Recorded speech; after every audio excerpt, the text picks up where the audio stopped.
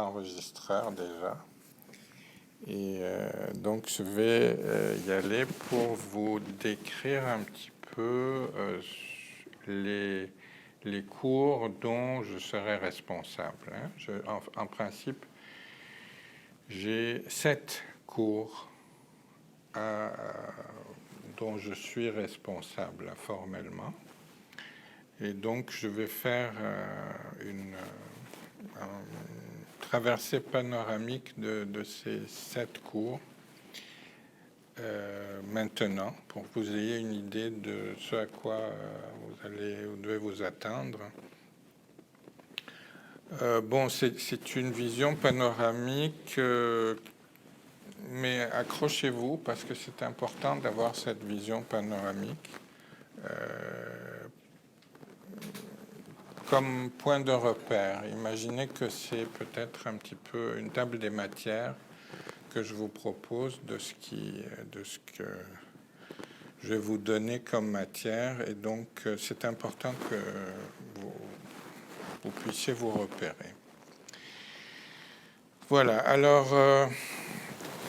nous avons fait de longues recherches, Christian Roy et moi, dans le cadre d'un séminaire auquel un certain nombre d'entre vous ont assisté. C'est un séminaire qui a duré 6 ans. Et durant ce séminaire, nous avons abondamment discuté de ce que nous allons vous exposer cette année, en s'aidant d'un médium qui était le plus souvent le cinéma. C'est-à-dire que peut-être une fois sur 3 ou sur 4, on voyait un film et on avait des discussions extrêmement fournies sur ce film-là. Mais ça pouvait être aussi occasionnellement des romans ou des textes théoriques. Suite au visionnement d'un film ou à la lecture d'un roman, nous élaborions une analyse anthropologique et psychanalytique dans une discussion collective. Je m'en vais vous expliquer sommairement tout à l'heure quelle technique d'analyse nous avons utilisée. Au fond, c'est cette technique d'analyse-là que je vais vous expliquer rapidement aujourd'hui, mais à laquelle on va consacrer un cours complet dans 4 semaines. C'est cette technique d'analyse-là qui est à la base de tout. Vous allez... c'est elle qui a fondé tout ça.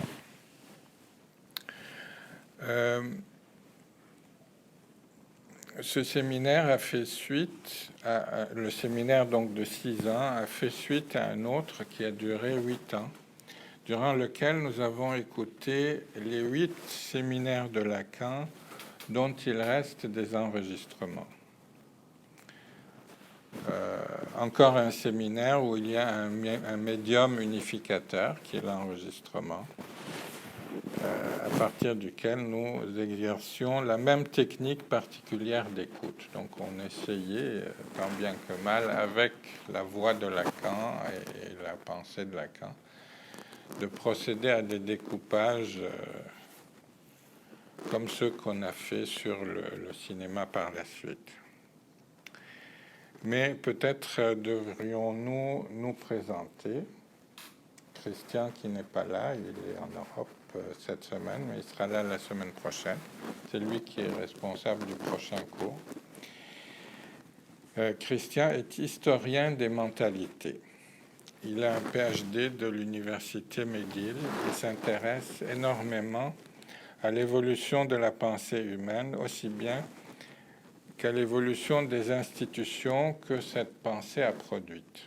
Il a également une pratique de critique d'art très importante dans diverses revues artistiques de Montréal, et il est également traducteur dans des langues extrêmement variées. C'est assez hallucinant le nombre de langues desquelles il peut traduire. Voilà. Pour ma part, je suis psychologue depuis 1974, psychanalyste depuis 1987. Depuis le début de ma carrière de psychanalyste, en raison de mes origines diversifiées, j'ai eu affaire à une clientèle très variée qui m'a obligé à réfléchir sur la façon qu'on a d'écouter les uns et les autres d'une manière adaptée à leur culture d'origine. Bon, c'est sûr que j'ai très souvent eu des patients arabes parce qu'à cause de mon nom, tout simplement, les gens ils voient mon nom puis ils cliquent là. Et alors tout ce que j'avais appris à l'université évidemment ne fonctionnait absolument pas avec eux et j'ai dû donc réfléchir des années durant avant de pouvoir y comprendre quelque chose. Je vous assure que c'est extrêmement ardu comme travail là, de s'adapter à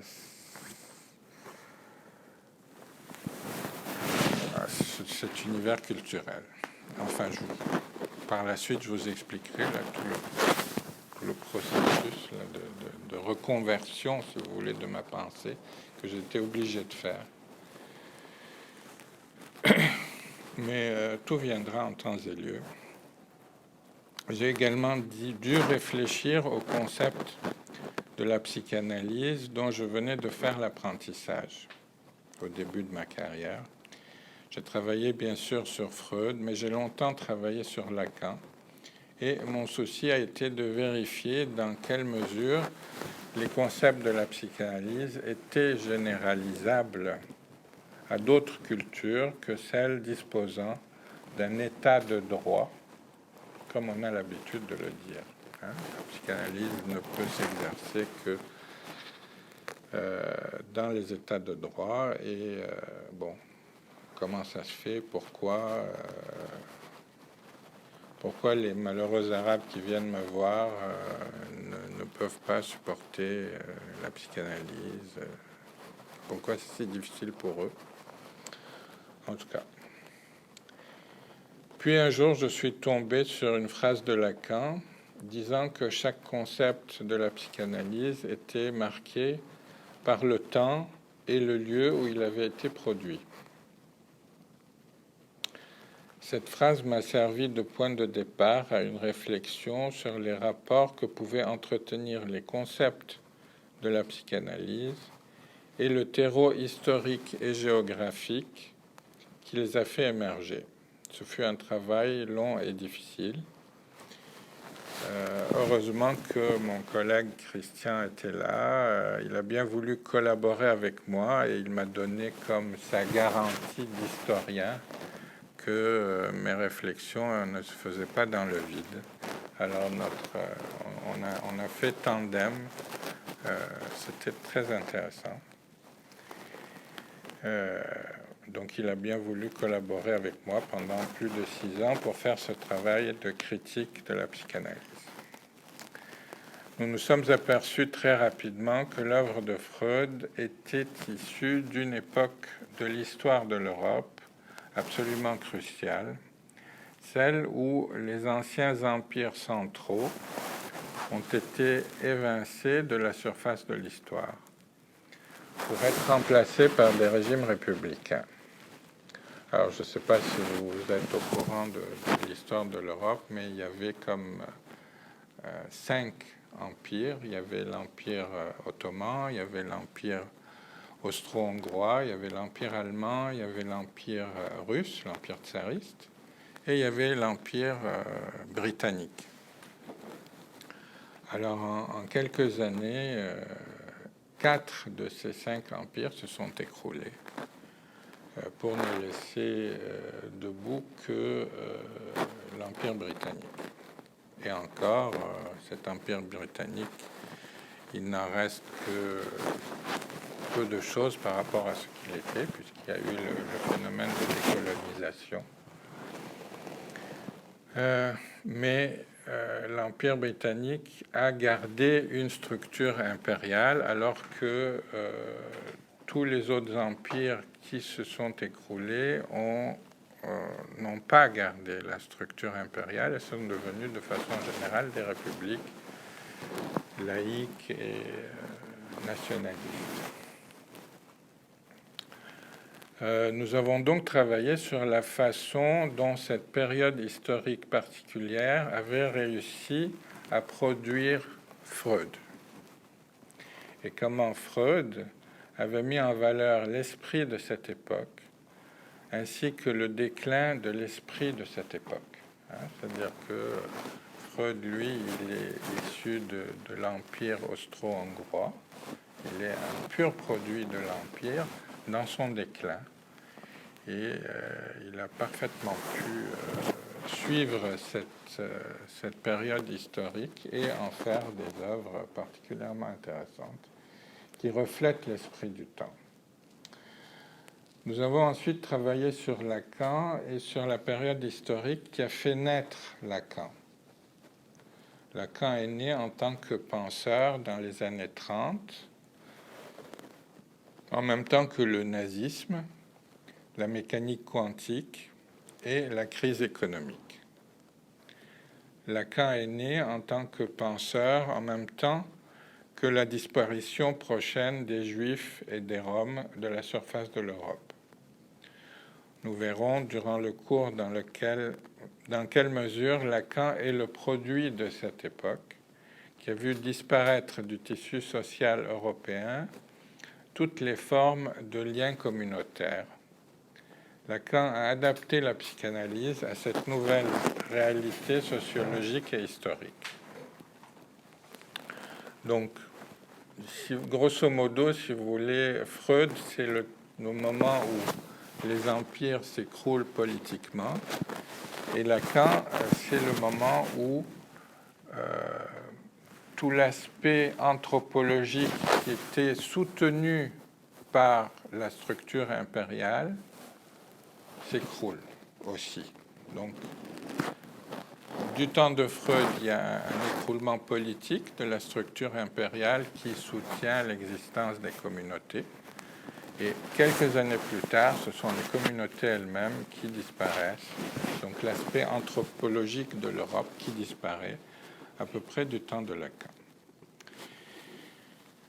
Puis nous avons travaillé sur mai 68 et la disparition progressive des liens familiaux traditionnels et par la suite la démocratisation de la technique de soins thérapeutiques qui a pris une expansion inattendue après la dissolution de la dite famille. Ici, nous avons constaté combien la psychanalyse a eu de la difficulté à rendre compte de ce changement très substantiel survenu dans l'esprit du temps.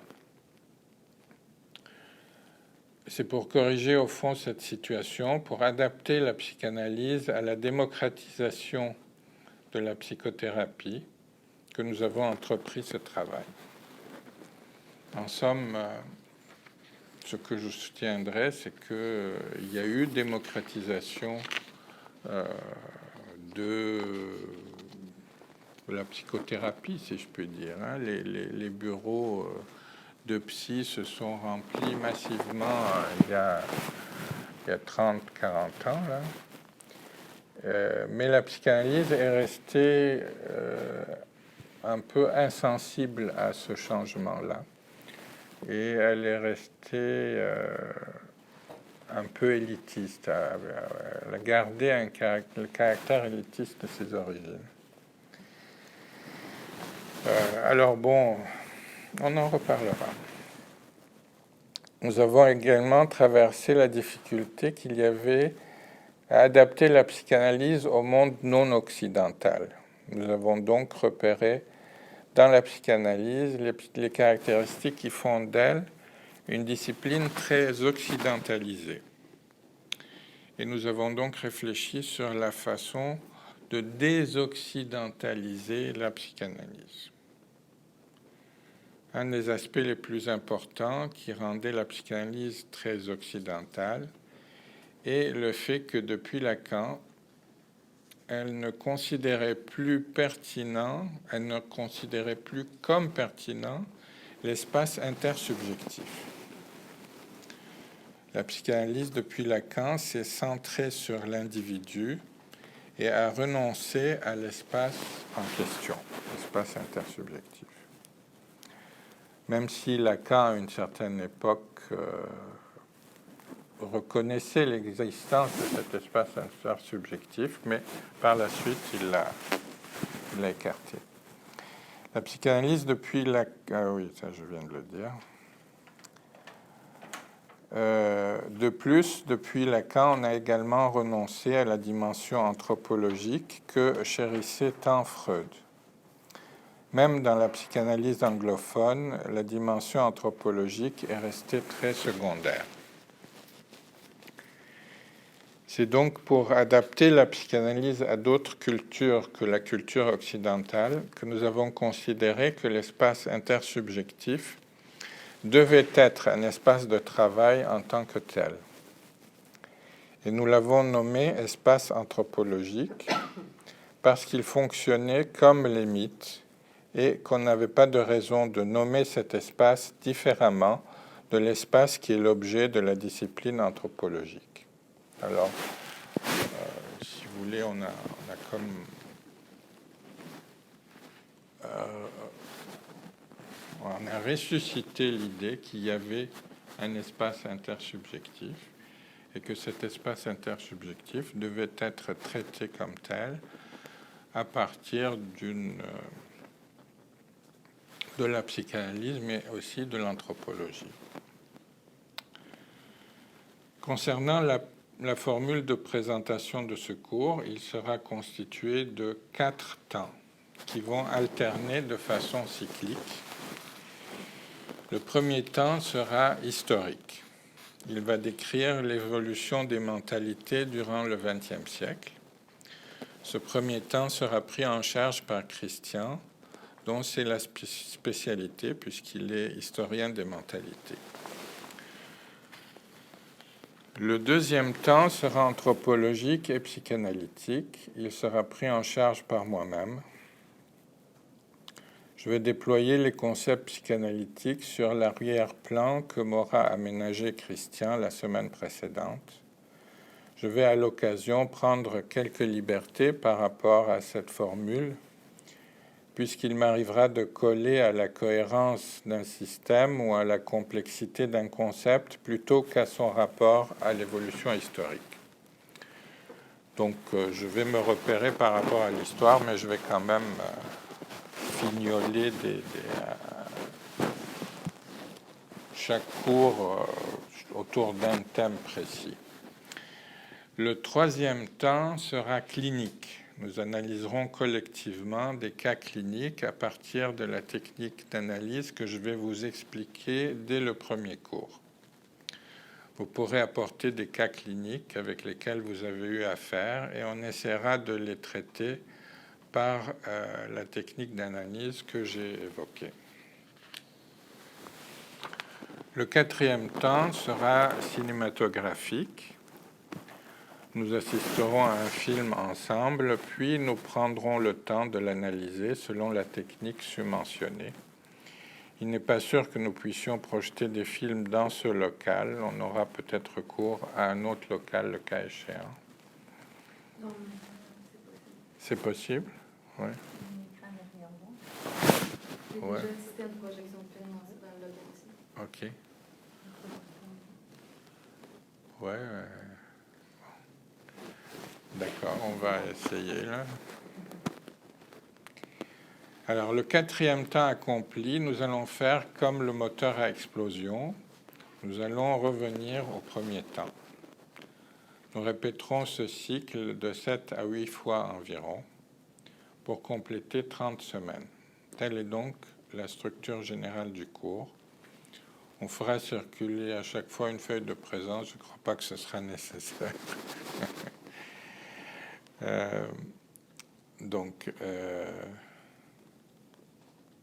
Parce que il faut le signer. Ouais. Bon, dans ce cas... Je participe à d'autres groupements, il faut signer une feuille, puis c'est une feuille qui est importante. Mais c'est pas une feuille pour tout le cours, ou bien c'est chaque séance? Ouais. Je sais que dans les congrès, souvent, ils nous font signer, ils nous donnent l'attestation semble, à la fin. Hein. C'est ça. Moi, j'ai une feuille d'attestation que je dois vous remettre à la fin avec le nombre d'heures auxquelles vous avez participé. Ok. Ça, je dois le savoir. C'est pas la même structure. Ok. C'est une structure de regroupement, dans le fond. C'est ce dont je parle. D'accord. Alors, je vais à présent vous présenter les 7 cours. En fait, c'est les 6 cours parce que je me suis laissé le dernier cours une certaine liberté pour résumer ce qui s'est passé dans tout le reste de l'année. Donc, je vais vous présenter les 6 cours que je vais présenter en parallèle avec les 3 autres temps. La matière que j'ai à vous présenter est extrêmement dense. Le survol qu'on va faire ne sera donc pas de trop pour que vous puissiez vous repérer si vous perdez le nord en chemin. Alors, première séance, ce sera la technique d'analyse de Lévi-Strauss. Le premier cours portera sur la technique des mythes, d'analyse des mythes qu'a élaboré Lévi-Strauss et dont il nous fait part de façon assez succincte dans le texte, la structure des mythes. J'ai mis le lien Internet pour accéder à ce texte. Il est extrêmement intéressant. Je vous recommande vivement la lecture de ce texte. Il n'est pas nécessaire pour vous de vous attarder sur les réflexions épistémologiques de Lévi-Strauss, parce qu'il est toujours en discussion avec plein de gens. Ce qui compte, c'est de bien comprendre la façon dont il définit sa technique d'analyse. Elle est notre premier chapitre parce qu'elle va nous suivre par la suite jusqu'à la fin. Cette technique est la clé de voûte de tout le système. Il importe donc de bien la comprendre. Alors, je vais vous donner un aperçu général de cette technique-là. Elle est en fait assez connue, mais bon, il y a peu de gens qui l'appliquent là, de façon régulière. Alors, il s'agit bien sûr on prend un mythe, on prend un film, on prend un roman, on prend une séance clinique, n'importe quoi, là, n'importe quel corpus où il s'agit d'un récit. Hein, et on se donne un tableau avec des colonnes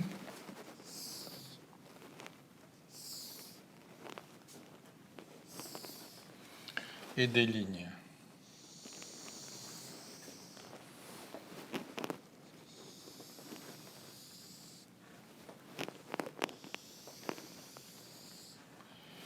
Et on inscrit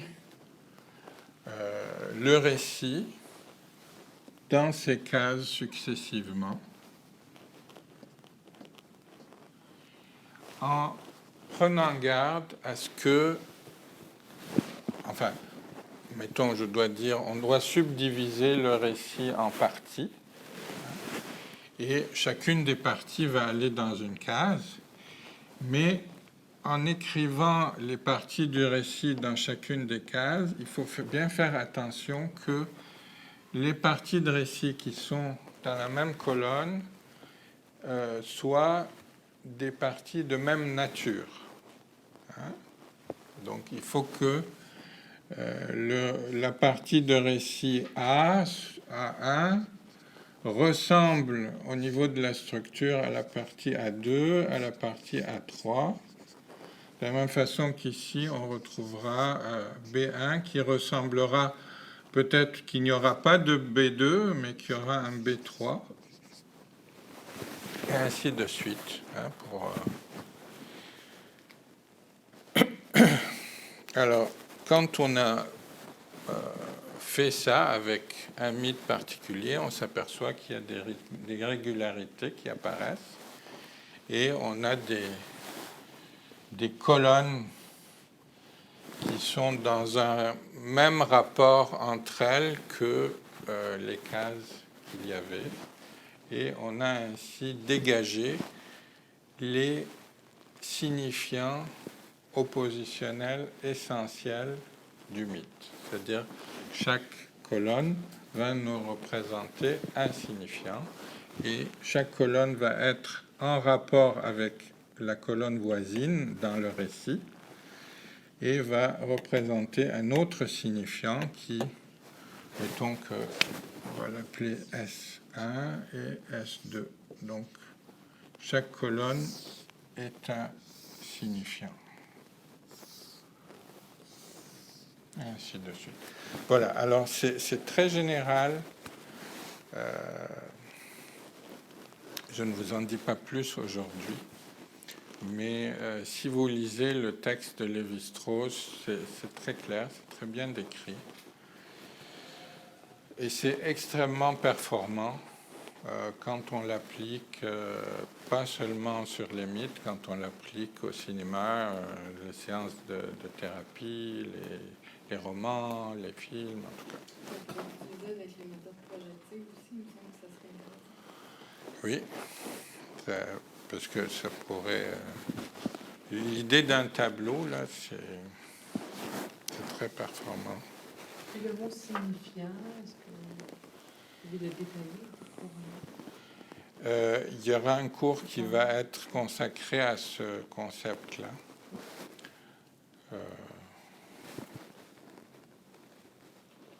Bon, c'est difficile à définir comme ça.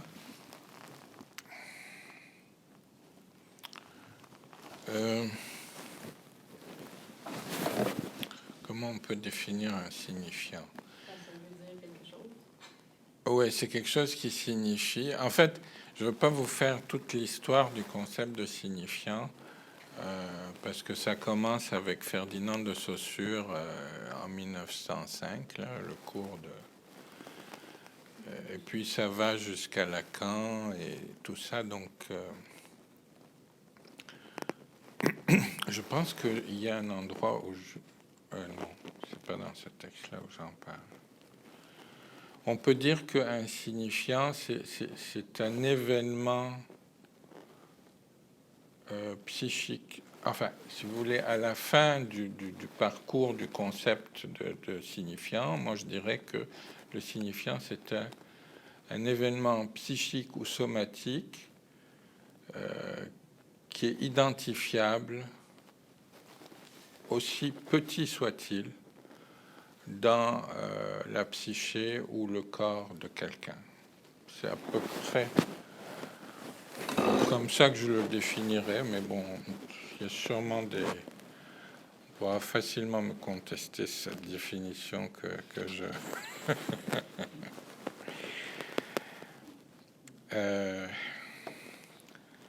Bon, alors, je ne sais pas si j'aurai le temps de le faire, mais peut-être. Nous allons également aborder les techniques d'analyse du matériel clinique qui ont été élaborées par Freud dans la science des rêves. Nous pourrons alors comparer la technique de Freud et celle de Lévi-Strauss. Ces techniques s'appliquent aux divers systèmes symboliques, aussi bien qu'au matériel clinique, mais elles peuvent aussi s'appliquer au matériel cinématographique.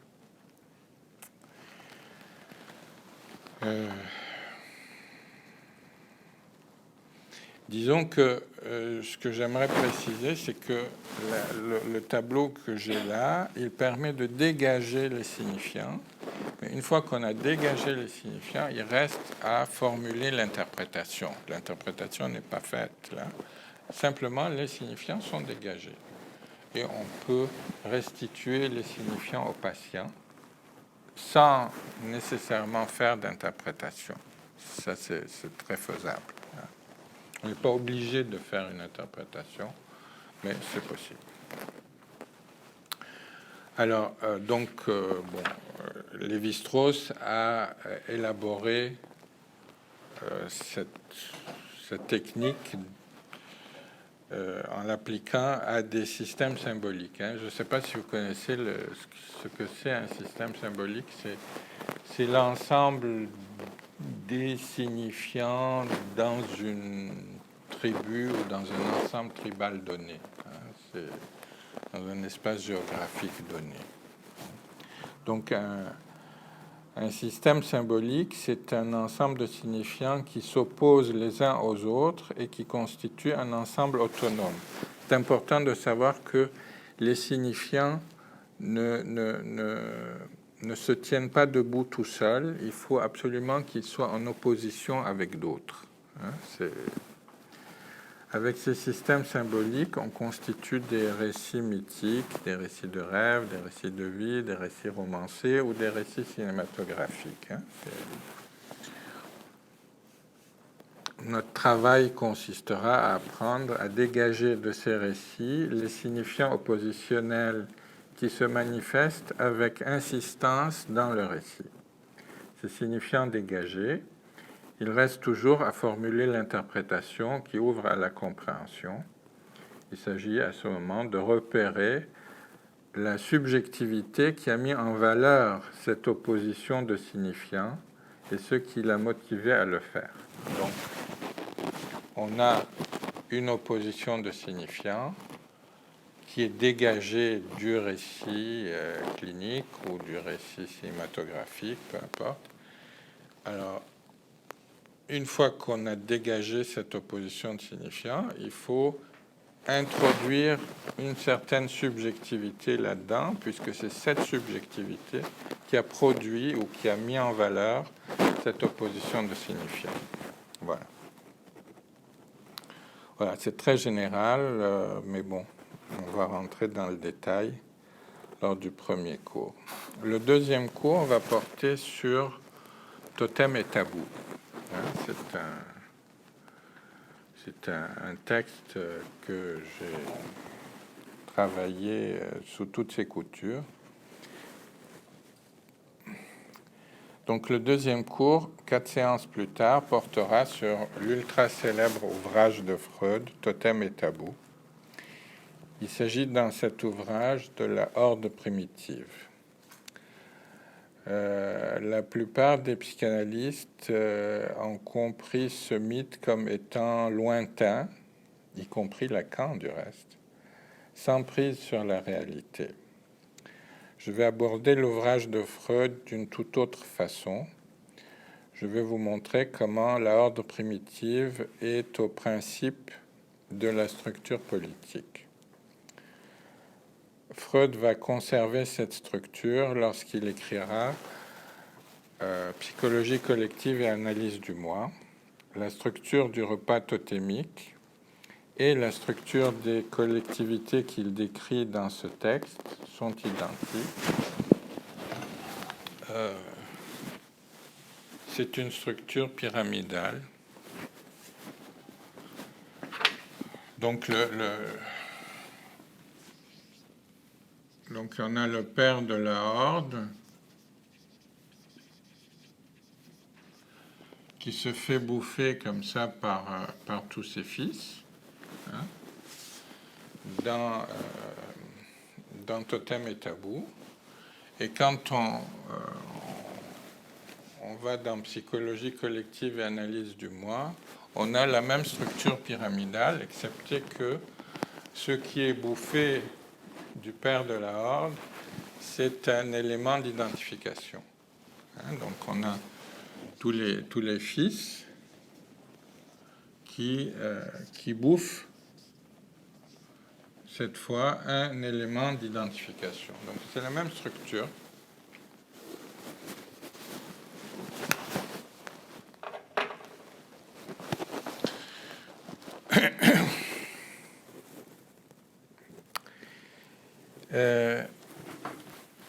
Il est également question de l'animal totémique dans ce texte.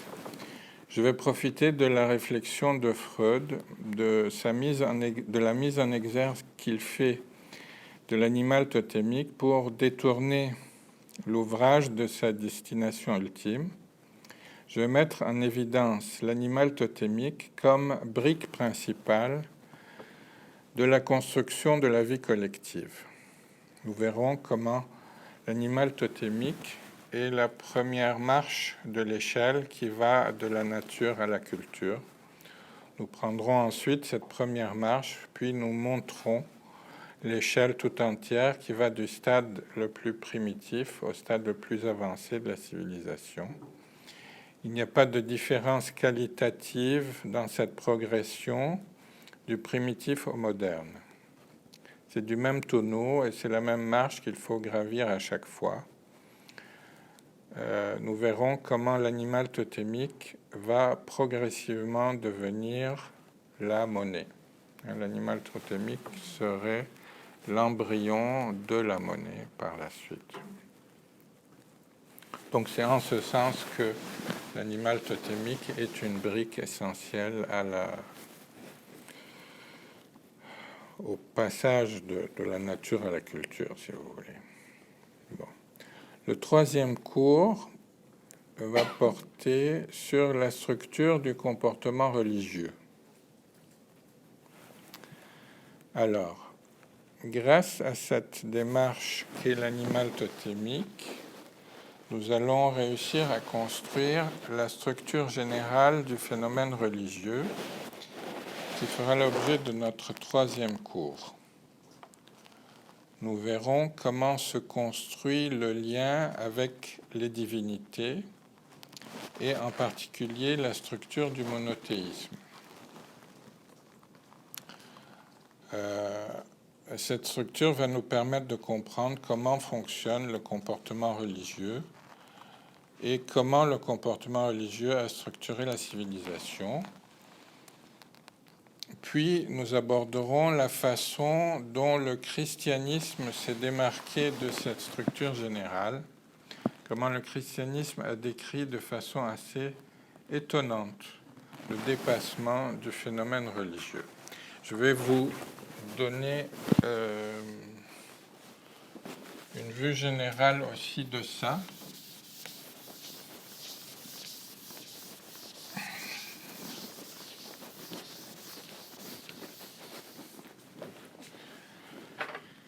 Alors, la structure générale du phénomène religieux, c'est que le phénomène religieux, il y a trois éléments là-dedans. Il y a le peuple,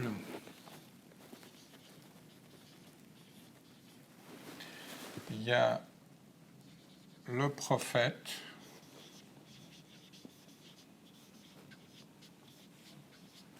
et il y a Dieu. Alors,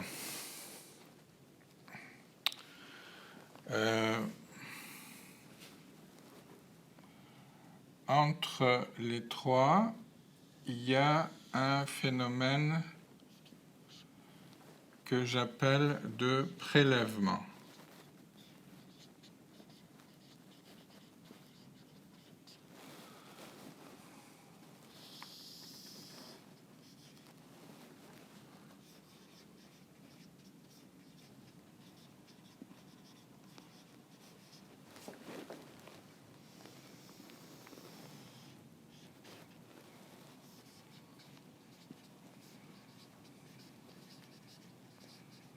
Mais c'est un phénomène de prélèvement qui est asymétrique, c'est-à-dire le peuple prélève sur le prophète, mais l'inverse n'est pas vrai. De la même façon que le prophète prélève sur Dieu, mais l'inverse n'est pas vrai, et Dieu prélève sur le peuple, mais l'inverse n'est pas vrai. Alors, qu'est-ce que le peuple prélève sur le prophète? Il prélève... attendez, je l'ai noté ici.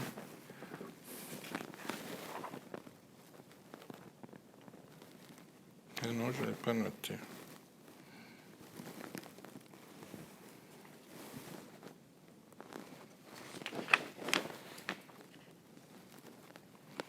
Ça doit être dans un autre texte.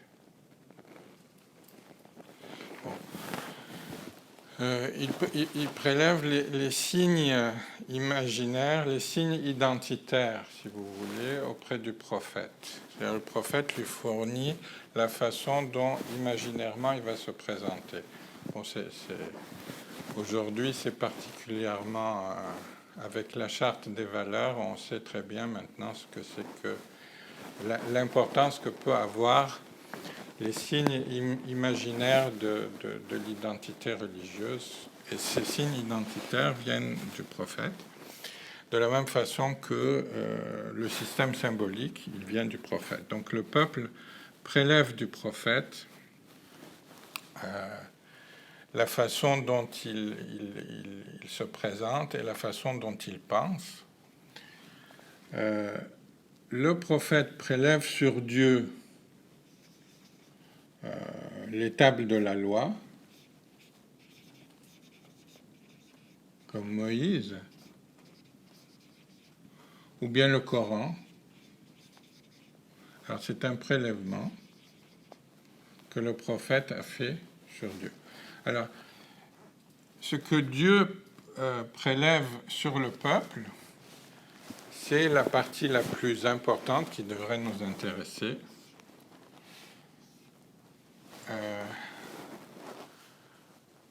Parce que c'est tout ce qui concerne peut-être la prière, le transfert, tout ce qu'on imagine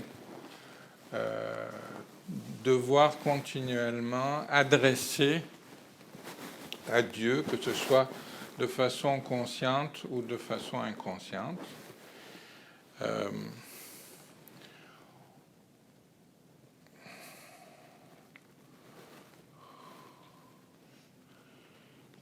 Et que ce soit en dormant, que ce soit autrement. Et puis quand Dieu disparaît, on fait ça pareillement avec nos parents ou avec notre psychanalyste, et on appelle ça le transfert. C'est comme si spontanément on tenait un discours à quelqu'un, que ce quelqu'un soit Dieu, que ce soit un représentant des parents ou un psychanalyste. Il y a comme un aspect discursif qui émane du peuple et qui est adressé à Dieu. Pourquoi? Parce que Dieu prélève. Voilà. Il se trouve que le christianisme va intervenir dans cette structure-là et la modifier. Pas vraiment le christianisme. En fait, c'est le concile de Chalcédoine en 451 ou 452 qui va modifier cette structure-là en introduisant la double nature du Christ. Alors, la double nature du Christ fait que le prophète devient le Christ humain et le prélèvement que fait le prophète sur Dieu devient le Christ divin. Ce qui fait que, au lieu d'avoir une structure triangulaire, le christianisme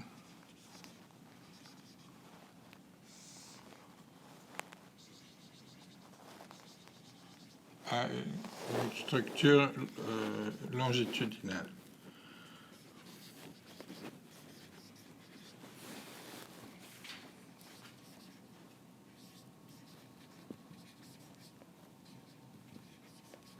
Et ça va beaucoup modifier la pensée occidentale, parce que ça introduit les allers-retours, ça introduit l'idée même de narcissisme qui n'existe pas ici. L'idée même de narcissisme naît avec le christianisme chalcédonien. Cette structure ne permet pas le narcissisme. parce qu'il n'y a pas d'aller-retour. Et en même temps, ce que cette innovation interdit, c'est cet espace-là. Cet espace-là est comme effacé, pas vraiment effacé, il est recouvert par cet espace-là. Donc c'est là que, si vous voulez, cet espace-là devient inconscient, parce qu'il est recouvert par l'autre aspect du schéma. Voilà quoi. C'est rapide, mais je veux que ça marque votre mémoire, comme ça vous sert de repère après.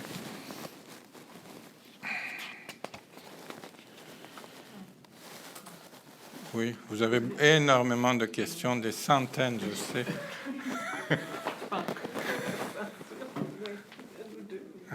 Vous êtes content. C'est ça le but de la rencontre. Alors, écoutez, il me reste une page ou deux à formuler là. Le quatrième cours va porter sur les oppositions de signifiants.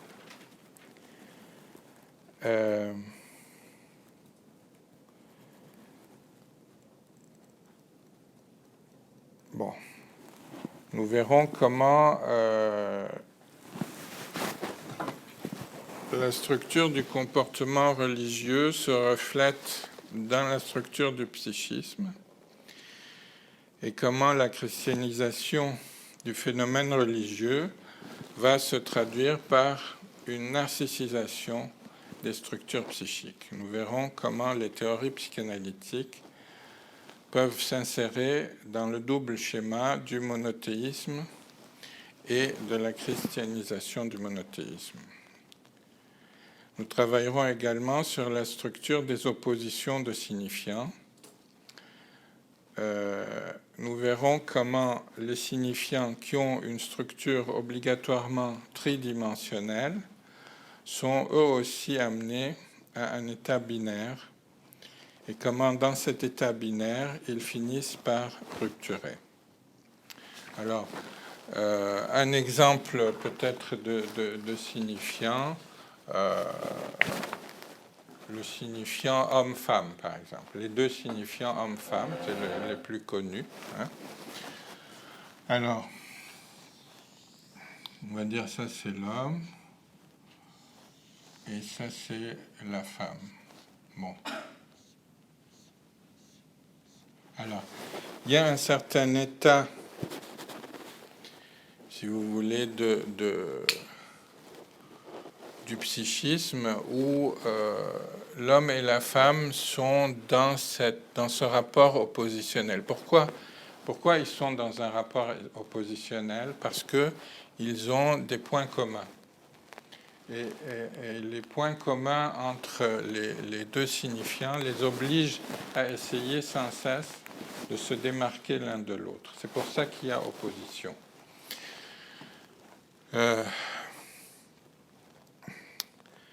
Mais il se trouve que dans l'évolution de cette opposition-là, il y a à un moment donné une rupture qui fait que l'homme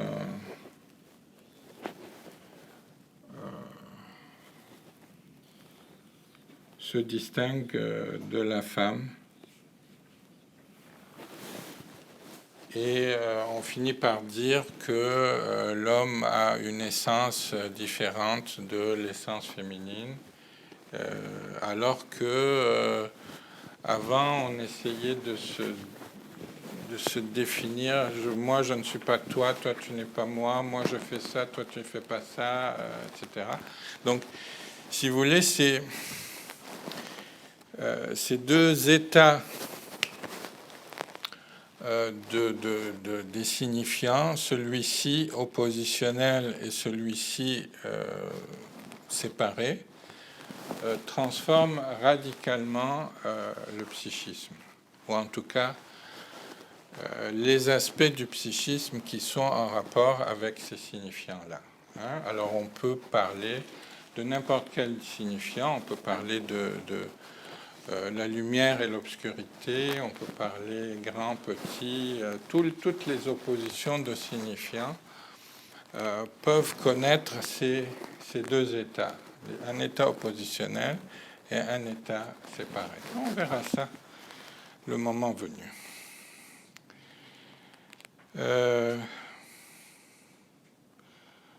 Nous verrons enfin comment ce mouvement des signifiants se manifeste sur le plan clinique, aussi bien dans la clinique psychique que dans la clinique psychosomatique. Je vous donne un exemple, par exemple, d'un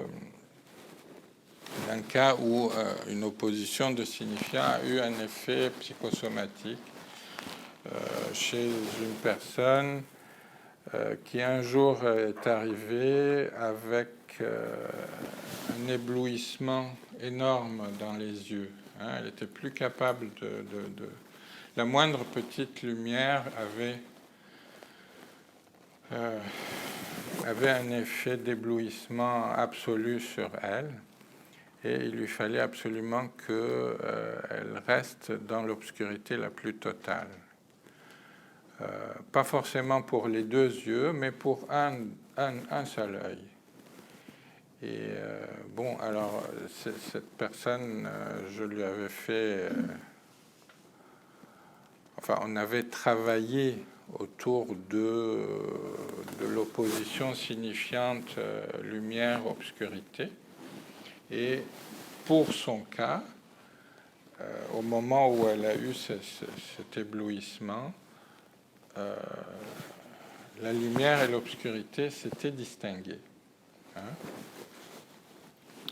Donc, toute lumière était une lumière absolue, était une lumière éblouissante. Toute lumière ne pouvait pas être modérée par l'obscurité. Elle était absolue, parce qu'elle avait perdu ses liens avec l'obscurité. Donc, l'obscurité ne pouvait pas la diminuer, si vous voulez. Hein?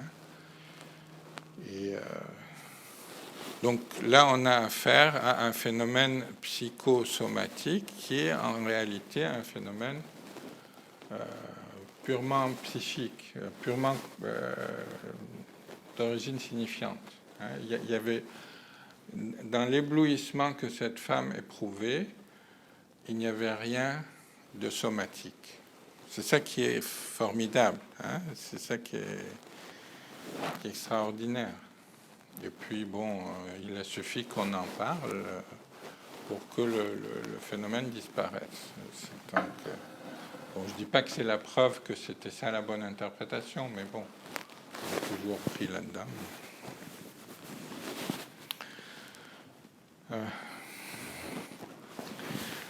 Alors, le cinquième cours, il sera question de l'effet de la christianisation sur les changements sociaux et politiques. Alors, le passage de la prédominance, de la différence dans les signifiants à la prédominance de l'égalisation, donc une des façons de distinguer l'homme de la femme, c'est d'introduire l'égalité entre eux. Hein? Quand on introduit l'égalité entre eux, on les scinde. C'est une façon de les scinder. Bon, quand on pense à ces deux signifiants-là, mais on peut penser le même phénomène avec tous les signifiants. Donc, le passage de la prédominance, de la différence dans les signifiants à la prédominance de l'égalisation va provoquer des modifications importantes dans la structure sociale et politique. La notion de différence va progressivement devenir scandaleuse, répressive. La différence va être perçue rétrospectivement à partir du nouveau paradigme de l'égalité et paraîtra donc terriblement inégalitaire. Les structures sociales et politiques vont désormais exiger un niveau élevé d'uniformité, l'égalité. On a besoin de l'égalité, donc on va exiger un niveau élevé d'uniformité dans la structure sociale qui va effacer jusqu'aux plus petites différences. Décidément, c'est très approprié d'actualité. La structure sociale va alors changer de forme. Au lieu d'être organisée selon le modèle communautaire avec un état de type dynastique, donc royal, impérial, etc., l'organisation sociale se reconstitue selon le principe de la similarité avec un état de type fraternel. L'État républicain va presque partout se substituer à l'État monarchique ou impérial au XXe siècle. Freud va saisir le processus dans Psychologie collective et analyse du moi. Cet impératif de l'uniformité va s'imposer avec une telle virulence, une telle férocité, qu'il va provoquer des génocides multiples sur tout le déroulement du XXe siècle. Ce qui est tout à fait remarquable, c'est que la raison de ces génocides n'a jamais été comprise et que le changement fondamental de la structure des collectivités, qui en est la cause, est passé totalement inaperçu. Jusqu'à aujourd'hui, ce changement est demeuré inaperçu. Même ceux qui veulent bien convenir de son existence n'en saisissent pas du tout l'importance. Donc il y a un changement radical dans la structure sociale, dans le mode de solidarité sociale, à partir du moment où on change, où les signifiants se distinguent. Alors on n'est plus dans la différence, on devient dans l'uniformité. Il faut absolument que tout soit uniforme. Enfin, que tout le monde se ressemble d'une certaine façon. C'est en ce point que se situe le grand refoulement de l'Occident. Au lieu de vivre au milieu d'une infinité de petites et de grandes différences, l'Occident a décidé de les sérier, c'est-à-dire de les mettre en série. On va essayer de comprendre ça. Oups. C'est un efface qui n'efface pas. Non, il était là. C'est pas parce qu'il était là qu'il est nécessaire.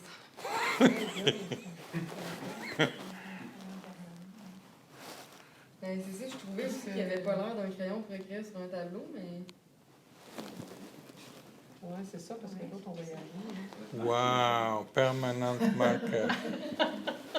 On a laissé notre trace.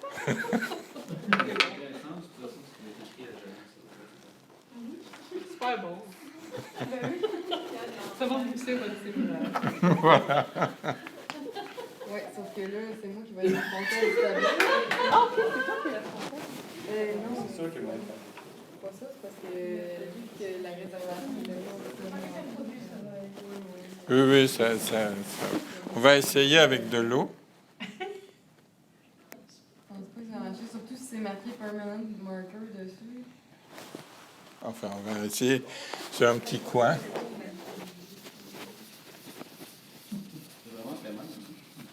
Ah, oh, ça commence à couler. Ouais, mais bon. Ouais, avec beaucoup d'eau, ça serait probablement possible. Pourquoi vous avez choisi d'effacer le peuple en premier? Question innocente.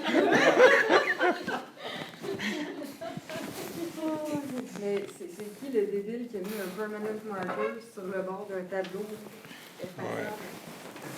Oui, c'est vrai qu'il faudrait l'enlever. Je vais le garder. Oui, je pense que c'est plus sage. Oui, ça serait peut-être défendre. Oui, c'est ça. Mais c'est surtout que c'est pas une bonne idée qu'il reste là. C'est ça, parce que tout le monde va faire la...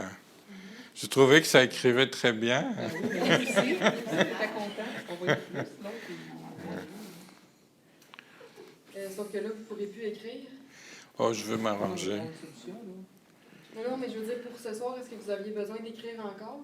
Oui, j'ai quelques petits trucs à faire, à écrire, là, mais ça va aller. On va y arriver. Parce que je pourrais essayer d'en trouver un ailleurs, mais... Mais il y en avait deux. Oui, c'est ça. Mais Donc. celui-là, il n'écrit pas très bien. Ouais, mais j'en ai pris d'autres, là, mais d'autres couleurs. Donc, ça pourra aller. Alors, bon, alors on va dire, on va supposer une grande quantité de différence A sur B. Hein? A prime, B prime, A seconde sur B seconde.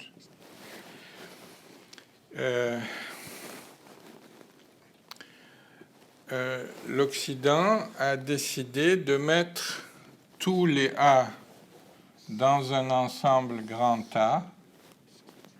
Bon, là, ça n'écrit plus du tout. Là.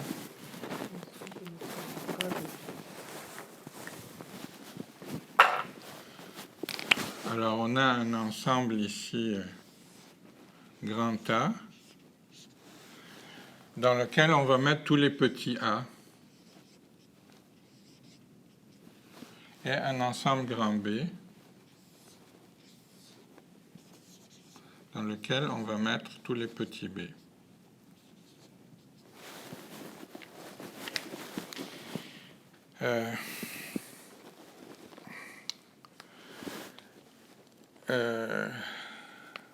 La différence grand A, grand B devient tout à coup grotesque, et c'est là qu'il faut tronquer A de B.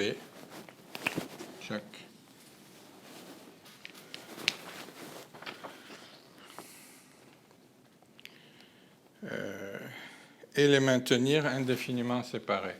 L'exemple le plus clair, c'est les musulmans. Hein. Dans le temps, les musulmans étaient opposés aux chrétiens. Hein. Puis les musulmans avaient tous une solidarité, etc. etc. Puis,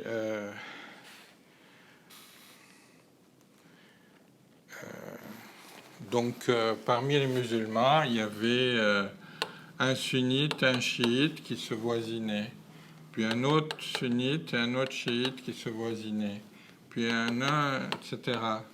Et puis un jour, tous les sunnites se retrouvent dans le même paquet, et tous les chiites se retrouvent dans le même paquet, et là, on a une guerre civile.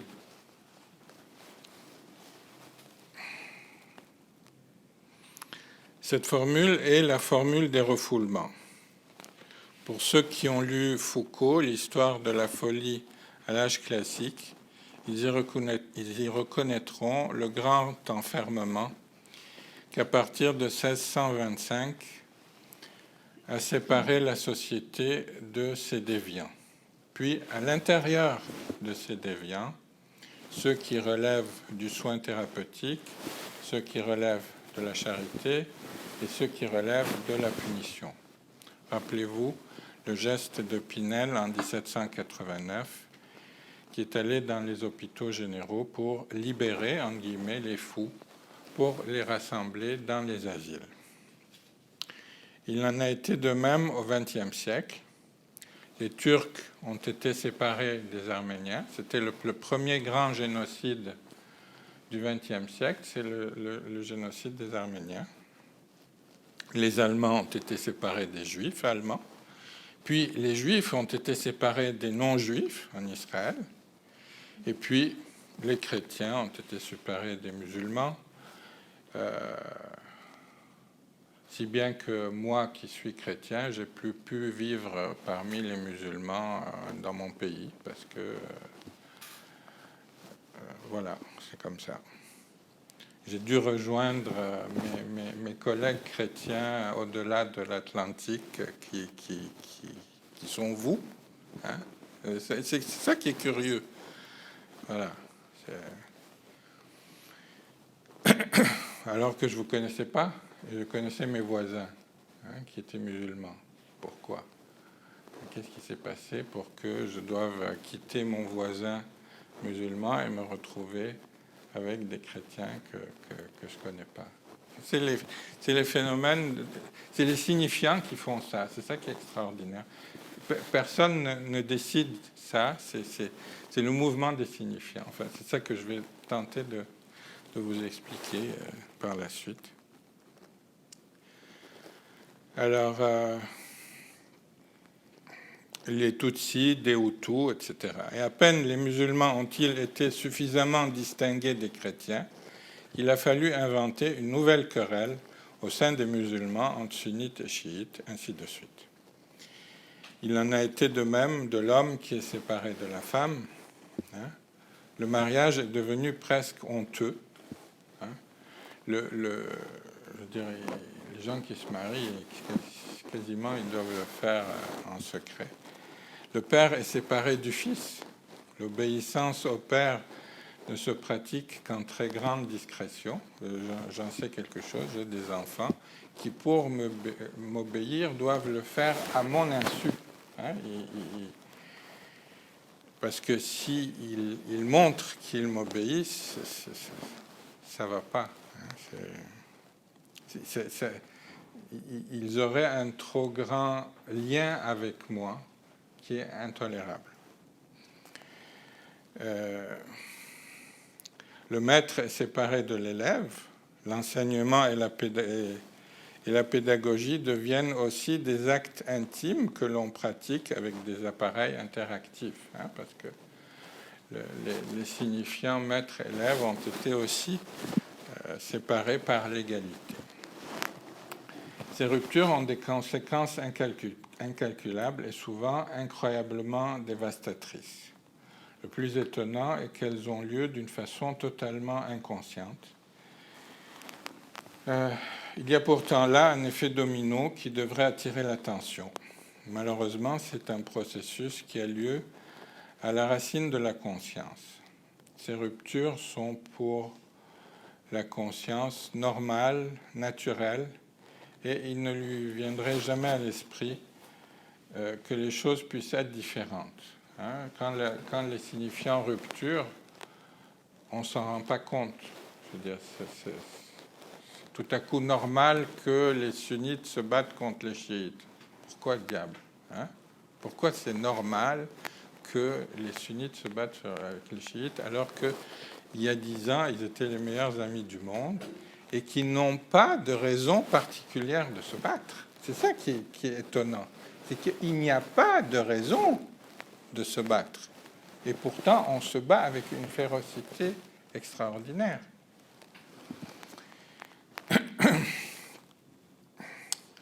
Ce processus de sélection et de rupture a tout aussi bien lieu sur un plan clinique, tant au niveau psychique que somatique. Je vous en ai parlé tantôt. Les cécités ou les insensibilités hystériques que Freud a rencontrées au début de sa carrière appartiennent à cette catégorie, de même que les douleurs chroniques, ainsi que dans certains cas, les inflammations tissulaires. Nous aborderons cette question dans le cadre de nos séances cliniques parce que j'ai un certain nombre de cas dont je pourrais vous parler. Et enfin, le 6e cours portera sur l'Édipe, hein, mais pas l'Édipe comme il est connu là, c'est-à-dire Édipe qui tue son père pour coucher avec sa mère. Je prends le mythe at large, là, dans In Extenso. Et Et je le divise en fait en trois parties. Le moment où Édipe tue son père, arrive à Thèbes et devient roi à la place de son père et couche avec sa mère, c'est la première partie. Ensuite, il y a une période d'innocence où Édipe est roi et il sent quand même qu'il s'est passé quelque chose d'anormal. Et il bénéficie comme ça d'un traitement de faveur qu'il ne comprend pas très bien. Ça, c'est la deuxième partie. Et puis la troisième partie, c'est le moment où le devin Tirésias dénonce l'inceste, et où Édipe s'aperçoit que il a comme forniqué avec sa mère et qu'il en a fait 4 enfants. Alors, ce qui est intéressant, c'est que la structure psychique change avec l'évolution du mythe, et la structure politique de Thèbes change également avec l'évolution du mythe. Nous verrons comment ça se passe.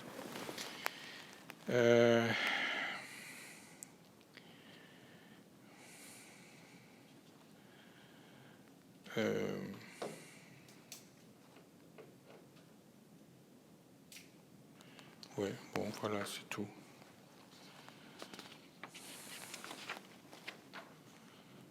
En fait, j'essaierai de montrer aussi comment la cité de Thèbes se démarque de son environnement et change la structure de son rapport avec son environnement. C'est-à-dire les murailles apparaissent, etc. Et de l'autre côté de la muraille, c'est la mort. En tout cas, on verra ça en temps et lieu. Voilà, un panorama ultra rapide de ce que je vais vous présenter. Et ce n'est pas tout. Donc, il y a la semaine prochaine Christian qui va vous présenter ce que lui va faire. Et il y a les 2 autres séances cliniques et cinématographiques. Voilà.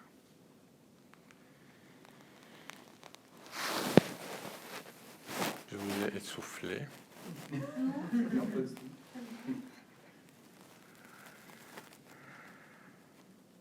va devoir quitter bientôt. Oui. J'ai autre chose de prévu, mais avant que je parte, je suis un peu préoccupée du tableau. Oui. Je ne sais pas si vous voulez arrêter l'enregistrement, parce que je pense pas que ça va